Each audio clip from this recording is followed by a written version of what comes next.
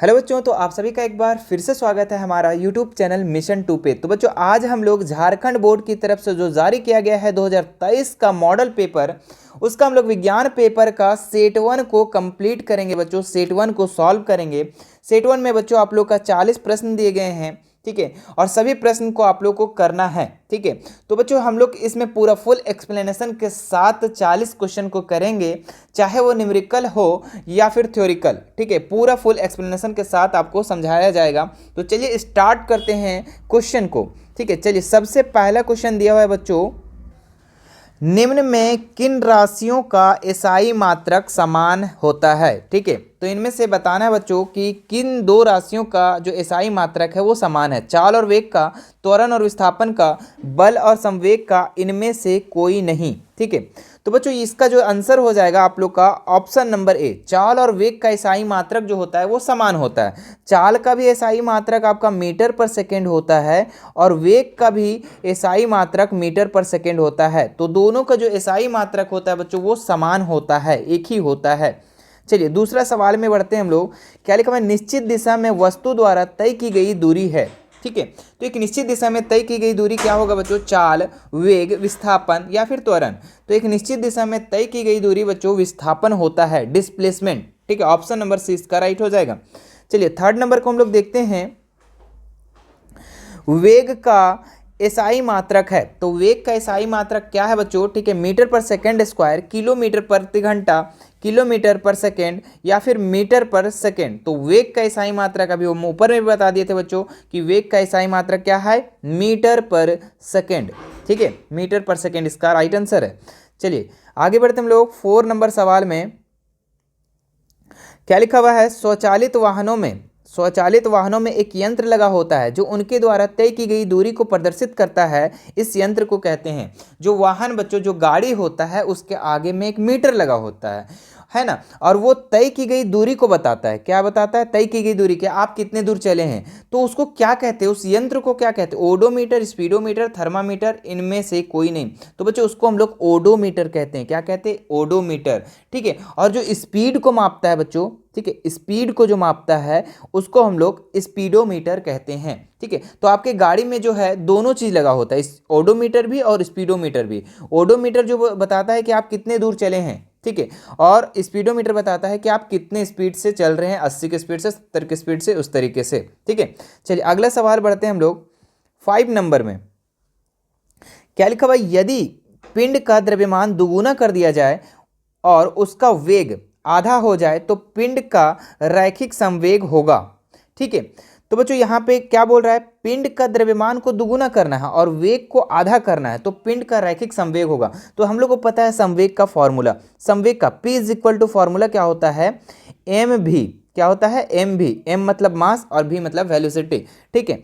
तो अब बताना है यहाँ पे बच्चों, संवेग P is equal to M, M को क्या बोल रहा है, द्रव्यमान को दुगुना कर दो। तो अभी एम सिंगल था तो इसको दुगुना करेंगे, एम को जब हम दुगुना करेंगे तो क्या लिखेंगे, 2 गुना एम, 2 गुना एम लिखेंगे ना। तो यहाँ क्या हो जाएगा, 2m, दुगुना कर दिए।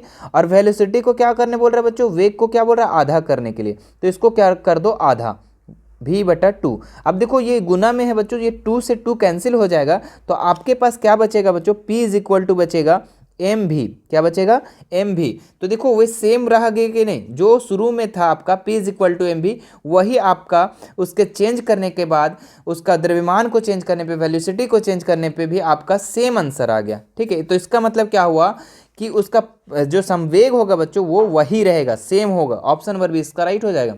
चलिए आगे बढ़ते हम लोग 6 नंबर सवाल में। यदि दो वस्तुओं ए और बी के द्रव्यमान 6 kg और 34 kg हो तो क्या होगा, ठीक है। ए का जड़त्व बी के जड़त्व से अधिक होगा, बी का जड़त्व ए के जड़त्व से अधिक होगा, ए का जड़त्व और बी का जड़त्व बराबर होगा, ए तथा बी का जड़त्व शून्य होगा, ठीक है। तो जो ज़्यादा भारी है बच्चों, ठीक है, 6 भारी या 34 भारी, तो 34 kg भारी, तो जड़त्व किसका ज़्यादा होगा, जो ज़्यादा भार होगा, ठीक है। तो जो ज़्यादा कौन है, 34, तो ये बी है और ये ए है।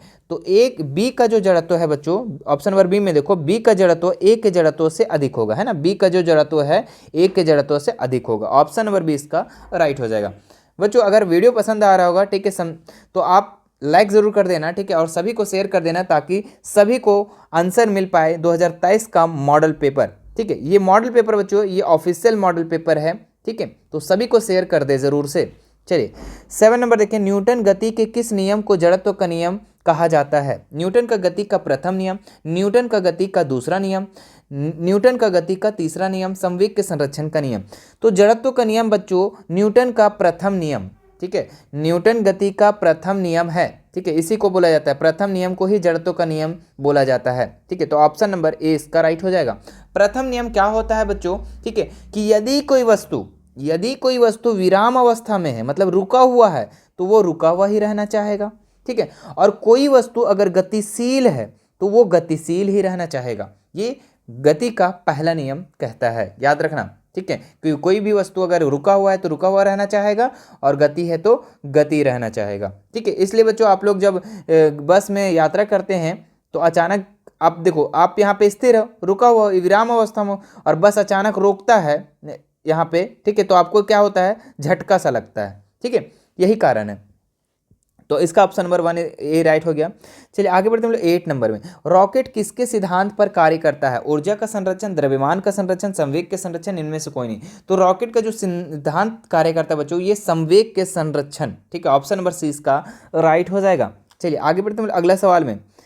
हाँ, क्या लिखा हुआ है, 60 kg द्रव्यमान किसी मनुष्य का भार चंद्रमा पर क्या होगा? ठीक है, तो 60 kg द्रव्यमान है, इसका मनुष्य का भार जो होगा बच्चों चंद्रमा पर क्या होगा? और जी का मान यहाँ पे 10 मीटर पर सेकंड स्क्वायर दे दिया गया है, ठीक है। तो एक फॉर्मूला होता है बच्चों, weight is equal to W is equal to weight is equal to formula होता है mg, क्या होता है, mg, ठीक है, जहाँ पे m का मतलब मास और g का मतलब ग्रेविटेशन, ठीक है। तो ऑप्शन नंबर यहाँ पे देखिए, m का मान कितना दिया हुआ है, मास कितना दिया हुआ है 60, तो 60 लिख दो, और ग्रेविटी कितना दिया हुआ है यहाँ पे देख लीजिए 10, तो 10 कर देंगे, तो कितना हो जाएगा, 10 को 60 से गुना कर देंगे तो 600 न्यूटन, कितना हो जाएगा, 600 न्यूटन, ठीक है। तो ये तो आपका हो गया पृथ्वी पे भार, जो वेट निकाले हम पृथ्वी पे निकाले।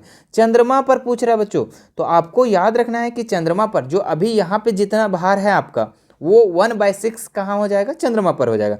तो अभी 600 न्यूटन अगर यहाँ पे है बच्चों, ठीक है, तो ये जब चंद्रमा पर जाएगा तो ये कितना हो जाएगा, 1/6, तो 600 को हम 1/6 जब कर देंगे बच्चों तो कितना हो जाएगा, 100 न्यूटन, ठीक है, कितना हो जाएगा, 100 न्यूटन, ठीक है।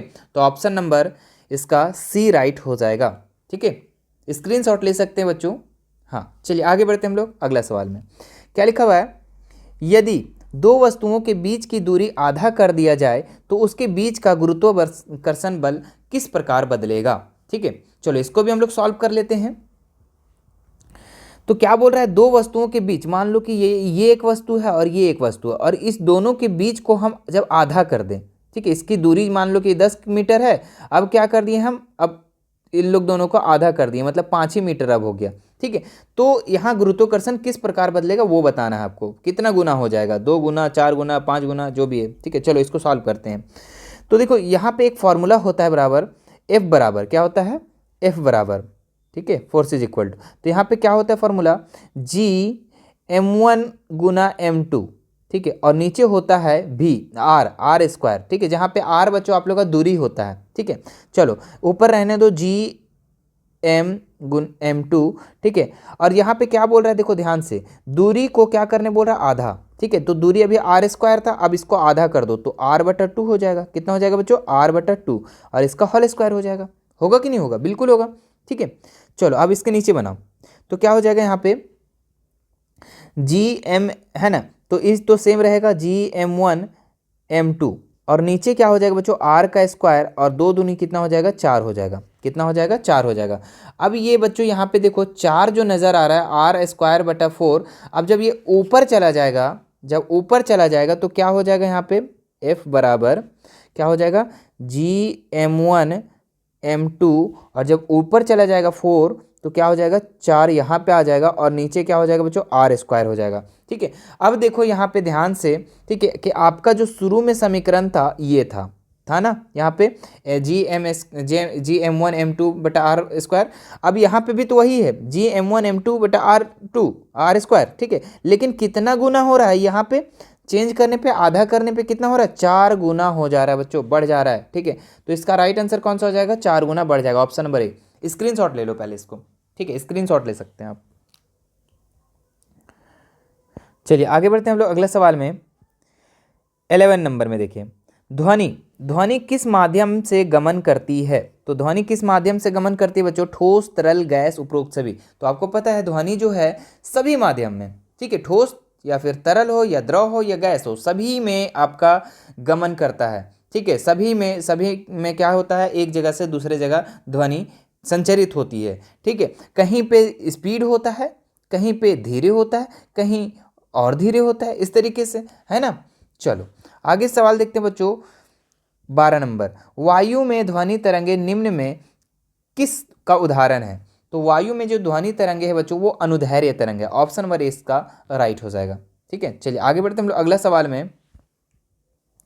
मानव श्रवण की श्रेय प्रास की ऊपरी आवृत्ति सीमा लगभग होती है। अभी तक का जो सवाल पूछता था बच्चों कि मानव श्रव्यता का प्रास कितना है, तो हम लोग जानते थे कि 20 हर्ट्ज से 20,000 हर्ट्ज तक, है ना, 20,000 हर्ट्ज तक, इतना हम लोग जानते थे। लेकिन सवाल क्या बोल दिया कि इसकी ऊपरी प्रास कितनी है, ऊपरी आवृत्ति कितनी है। तो ऊपर वाला कितना है, ये नीचे वाला 20 हर्ट्ज है, तो ऊपर वाला कितना है, 20,000 हर्ट्ज।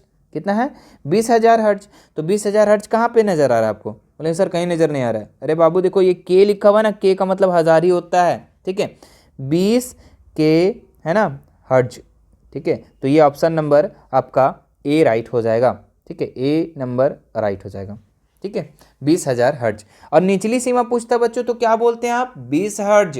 कितना बोलते हैं, 20 हर्ट्ज। लेकिन यहाँ पे क्या बोला, ऊपरी सीमा, तो 20,000 हर्ट्ज। ऑप्शन नंबर इसका राइट हो जाएगा। चलिए आगे देखते हैं हम लोग। दो विभिन्न पदार्थों के कणों का स्वतः मिलना क्या कहलाता है? मतलब कि दो विभिन्न पदार्थ है, अलग अलग पदार्थ, और वो स्वतः खुद ब खुद मिल जा रहा है, उसको हम लोग क्या बोलेंगे? प्रासरण, विसरण, ऊर्ध्वपातन, संघनन। तो इसको बच्चों हम लोग विसरण बोलेंगे। क्या बोलेंगे? विसरण। इसका एक बहुत अच्छा एग्जांपल है कि आप पानी ले लो और पानी में एक बूंद स्याही गिरा दो, स्याही गिराएंगे तो वो ऑटोमेटिक है जो पूरा घुल जाएगा, ठीक है। तो ये किसके कारण होता है बच्चों? तो विसरण के कारण, ठीक है। तो ऑप्शन नंबर ए बी इसका राइट हो जाएगा। दो पदार्थों का स्वतः मिलना क्या कहलाता है? विसरण कहलाता है, ठीक है। चलिए आगे बढ़ते हम लोग 15 नंबर सवाल में।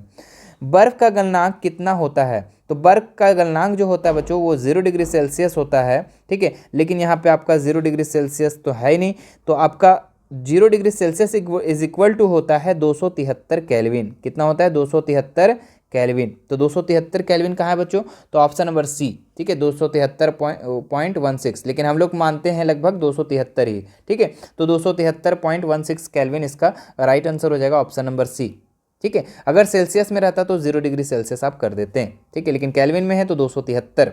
चलिए 16 नंबर सवाल देखते हैं हम लोग बच्चों।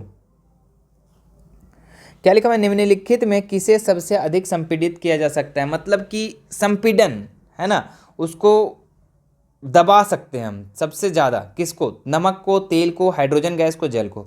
तो जो सबसे ज़्यादा संपीड़न किया जाता है बच्चों वो हाइड्रोजन गैस को। जितने भी गैस होते हैं बच्चों वो सब ज़्यादा संपीड़ित होते हैं, ठीक है।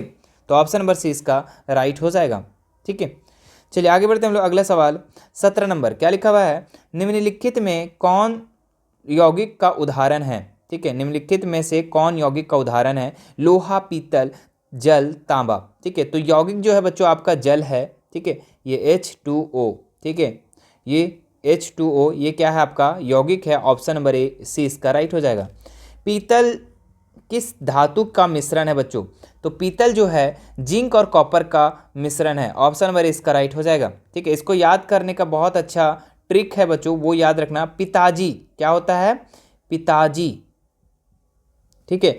पिताजी, पी का मतलब पीतल, पी का मतलब पीतल, और ता का मतलब बच्चों, ता का मतलब तांबा, ता का मतलब तांबा, और जी का मतलब जिंक, जी का मतलब जिंक, ठीक है। तो पीतल जो है बच्चों ये तांबा और जिंक का मिश्रण है, ठीक है। तो देखिए कॉपर जिंक, है ना, कॉपर को ही तांबा बोलते हैं, तो कॉपर और जिंक का मिश्रण है पीतल। देखो कितना अच्छा ट्रिक है ना। पिताजी सिर्फ याद रखना है आपको और आंसर तैयार हो जाएगा, ठीक है। चलिए आगे बढ़ते हैं हम लोग अगला सवाल में। 19 नंबर में निम्नलिखित में से कौन रासायनिक परिवर्तन का उदाहरण है? ठीक है, तो रासायनिक परिवर्तन किसे बोलते हैं बच्चों? रासायनिक परिवर्तन वैसा परिवर्तन को कहते हैं जो अगर एक बार चेंज हो जाता है, ठीक है, तो वो फिर पुनः चेंज फिर वो उस अवस्था में नहीं आ पाता है, ठीक है। मतलब यहाँ नए पदार्थ का निर्माण होता है रासायनिक परिवर्तन में, ठीक है। तो बर्फ, जल का बर्फ में बदलना, तो जल जब बर्फ में बदल जाएगा तो बर्फ से फिर जल बन जाएगा, तो ये तो रासायनिक परिवर्तन नहीं हुआ, ये तो भौतिक परिवर्तन हुआ। तो ऑप्शन नंबर ए तो इसका कुछ नहीं होगा। ठीक है।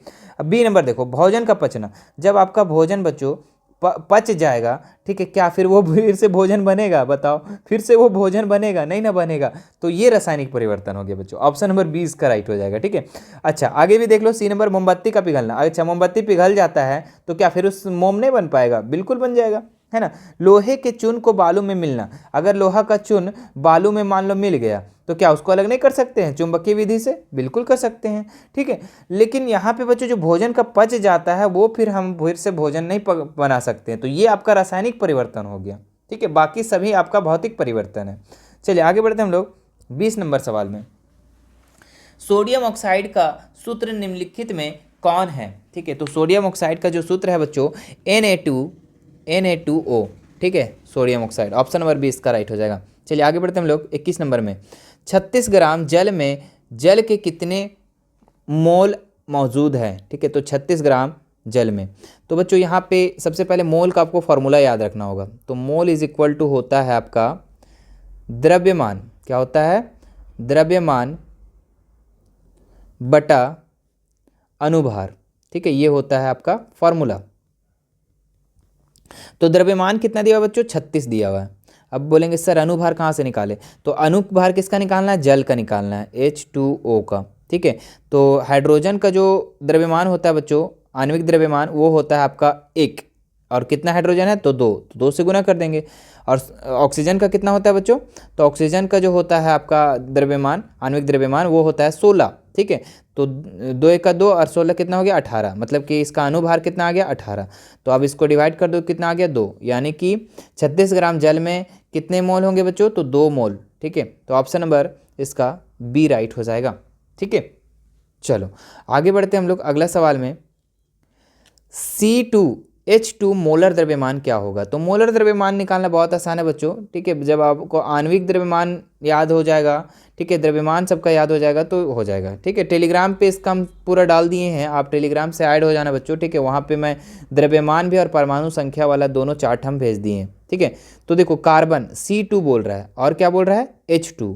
ठीक है। तो C2 कार्बन का जो परमाणु आणविक द्रव्यमान जो होता है बच्चों, ठीक है, वो होता है आपका 12। कितना होता है? 12। और कितना कार्बन है? 2, तो 2 से गुना कर दो, तो कितना हो गया? 24। कितना हो गया? 42 लिख दिए, सॉरी, 24।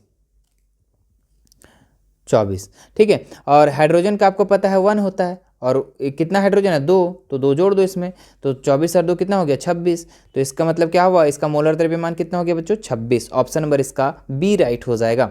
चलिए आगे बढ़ते हैं हम लोग। इलेक्ट्रॉन की खोज किसने की? ठीक है। तो इलेक्ट्रॉन की जो खोज की थे बच्चों, ये J.J. थॉमसन, ऑप्शन नंबर 20 का राइट हो जाएगा। चलिए आगे बढ़ते हैं हम लोग अगला सवाल में। एक तत्व में इलेक्ट्रॉन है, 11 इलेक्ट्रॉन है, 12 न्यूट्रॉन है, उस तत्व का परमाणु संख्या क्या होगा? ठीक है। तो जितना इलेक्ट्रॉन होता है बच्चों तत्व में, उतना क्या होता है? वो प्रोटॉन होता है। ठीक है, उतना क्या होता है? प्रोटॉन। जितना इलेक्ट्रॉन उतना प्रोटॉन होता है। तो इलेक्ट्रॉनों की संख्या अगर 11 है तो प्रोटॉनों की भी संख्या क्या हो जाएगी? 11 हो जाएगी। प्रोटॉनों की भी संख्या क्या हो जाएगी? 11 हो जाएगी। ठीक है। यहाँ पे लेकिन पूछ रहा है परमाणु संख्या, तो जितना प्रोटॉनों की संख्या होता है ना, उतना ही परमाणु संख्या होता है।